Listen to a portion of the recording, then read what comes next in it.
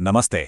आज के इस विशेष विश्लेषण में हम सीधे चलते हैं प्राचीन भारत के सबसे शक्तिशाली ग्रंथों में से एक कौटिल्य के अर्थशास्त्र की तरफ।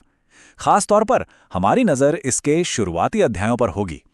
आखिर एक प्रभावी और सफल नेता बनने के लिए सच में किन चीज़ों की ज़रूरत होती है? चलिए बिना किसी देरी के शुरू करते हैं। ये जो सामने है ना, ये सिर्फ एक आम चित्र नहीं है, बल्कि सत्ता, अनुशासन और संप्रभुता के एक बेहतरीन ऐतिहासिक मैनुअल का प्रवेश द्वार है। कौटिल्य ने सदियों पहले जो लिखा था, वो आज भी उतना ही प्रासंगिक है। सच कहें तो ये नेतृत्व का एक बिल्कुल परफेक्ट ब्लूप्रिंट है। तो चलिए आज के इस विश्लेषण का ढांचा देख लेते हैं। हमारी शुरुआत होगी सर्वोपरि शाही रूपरेखा से, फिर मूल विज्ञानों पर प्राचीन बहस, कौटिल्य के 4 महत्वपूर्ण स्तंभ, ज्ञान का प्रकाश और आखिर में इन सब को संप्रभुता की एक कहानी के जरिए समझेंगे। आइए बढ़ते हैं अपने पहले हिस्से की तरफ, सर्वोपरि शाही रूपरेखा, जहां हम अध्याय 1 और 2 का सफर तय करेंगे। इस पहले हिस्से में इस बात पर बहुत जोर दिया गया है कि राज्य पर नियंत्रण और समृद्धि बनाए रखने के लिए एक नेता का शिक्षित और अनुशासित होना कितना जरूरी है। लेकिन यहीं एक बहुत ही बुनियादी सवाल सामने आता है। किसी राज्य पर सही मायने में शासन करने के लिए आखिर किस विशिष्ट ज्ञान की आवश्यकता होती है? क्या सिर्फ ताकत या पैसा काफी है? दरअसल प्राचीन विद्वानों के बीच इसी बात पर एक बहुत बड़ी बहस छिड़ गई थी, और यहीं से इस ग्रंथ का दूसरा अध्याय शुरू होता है। अब हम आते हैं दूसरे हिस्से पर, मूल विज्ञानों पर बहस और उनके बीच का वो दार्शनिक टकराव। अब जरा इस टेबल पर नजर डालिए। ये सच में बहुत दिलचस्प है कि नेतृत्व की जरूरतों को लेकर प्राचीन विचारधाराएं एक दूसरे से कितनी अलग थी। जैसे उशनस का नजरिया सबसे सीमित था, उन्होंने सिर्फ एक विज्ञान माना। बृहस्पति ने 2, मनु ने 3 और फिर आते हैं कौटिल्य, जिन्होंने पूरा 4 भाग वाला ढांचा दे दिया। ये टकराव साफ दिखाता है कि शासन कला को समझना कभी भी कोई आसान काम नहीं रहा। उशनस का विचार देखिए, कितना सीधा लगता है। उन्होंने बस ऐलान कर दिया कि केवल एक ही विज्ञान है, दंड नीति, यानी शासन और दंड का विज्ञान। बाकी सब कुछ इसी से निकलता है और इसी में खत्म होता है। सुनने में काफी आकर्षक लगता है ना? लेकिन कौटिल्य ने इस विचार को पूरी तरह से खारिज कर दिया, और यहीं से उनका अपना ढांचा सामने आता है। तो चलिए सीधे चलते हैं तीसरे हिस्से की तरफ, कौटिल्य के 4 स्तंभ, जो उनका एक निश्चित ढांचा है। कौटिल्य के सिद्धांत के बिल्कुल मूल में चलते हैं। उन्होंने ठीक 4 आवश्यक विज्ञान बताए। सबसे पहला है त्रयी, जिसमें 3 वेद आते हैं, सामवेद, ऋग्वेद और यजुर्वेद। कौटिल्य कहते हैं कि यही वो विज्ञान है जिससे धर्म और अधर्म के बीच का अंतर समझा जाता है। एक तरह से ये एक नेता का वो आध्यात्मिक और नैतिक कंपास है जो समाज की व्यवस्था तय करता है। इसके बाद दूसरा नंबर आता है वार्ता का। ये पूरी तरह से अर्थशास्त्र और इकोनॉमिक्स का विज्ञान है।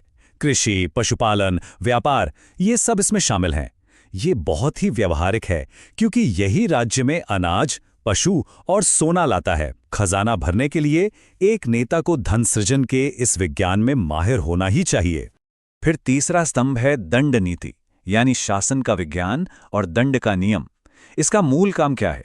उचित और अनुचित तय करना। यह सुनिश्चित करता है कि लोग अपने अपने रास्तों पर चलें, और सबसे खास बात, ये कमजोरों को ताकतवरों का शिकार होने से बचाता है।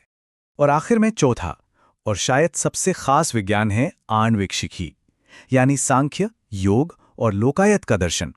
मनु जैसे विचारकों ने इसे सिर्फ वेदों की एक शाखा मानकर छोड़ दिया था, लेकिन कौटिल्य, उन्होंने इसे नेतृत्व की बिल्कुल नींव पर रखा। उनके अनुसार यही वो विज्ञान है जो मन को स्थिर रखता है। अब आते हैं चौथे भाग पर, ज्ञान का प्रकाश, जहां हम आणविक्षिकी का महत्व समझेंगे। यहां सबसे जरूरी बात यह समझना है कि कौटिल्य ने दर्शन शास्त्र को इतना अलग और खास दर्जा क्यों दिया। देखिए, बाकी तीनों भौतिक विज्ञान, त्रयी, वार्ता और दंड नीति, बाहरी कामों, धन और सामाजिक व्यवस्था को चलाते हैं, लेकिन दूसरी तरफ आणविक्षिकी अंदर की मानसिक स्थिरता और दूरदर्शिता देती है। ये वो जरूरी लेंस है जिससे एक नेता बाकी तीनों विज्ञानों को एकदम साफ साफ देख पाता है। कौटिल्य के अपने शब्दों में कहें तो ये दर्शन सभी प्रकार के ज्ञान के लिए प्रकाश है, जो सुख और दुख में समान रूप से मन को स्थिर और दृढ़ रखता है। उनका पूरा विश्वास था कि ये दार्शनिक स्थिरता ही शिक्षा का सर्वोच्च शिखर है। एक नेता को जीत और हार दोनों में संतुलित रखने के लिए ये बिल्कुल जरूरी है। चलिए अब बढ़ते हैं अपने आखिरी हिस्से की तरफ, संप्रभुता की कहानी, जहां हम इन रूपरेखाओं को अभ्यास में काम करते हुए देखेंगे। पहले और दूसरे अध्याय को सच में समझने के लिए इन चारों विज्ञानों को एक कहानी के रूप में एक साथ काम करते हुए देखना काफी मददगार होता है। तो सोचिए, एक काल्पनिक राजा है। दिन की शुरुआत होती है और उसके राज्य में एक बड़ा नैतिक विवाद खड़ा हो जाता है। राजा क्या करता है?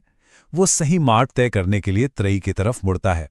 समस्या सुलझ जाती है, लेकिन तभी अचानक एक भयानक सूखा पड़ता है जो पूरे क्षेत्र के लिए खतरा बन जाता है।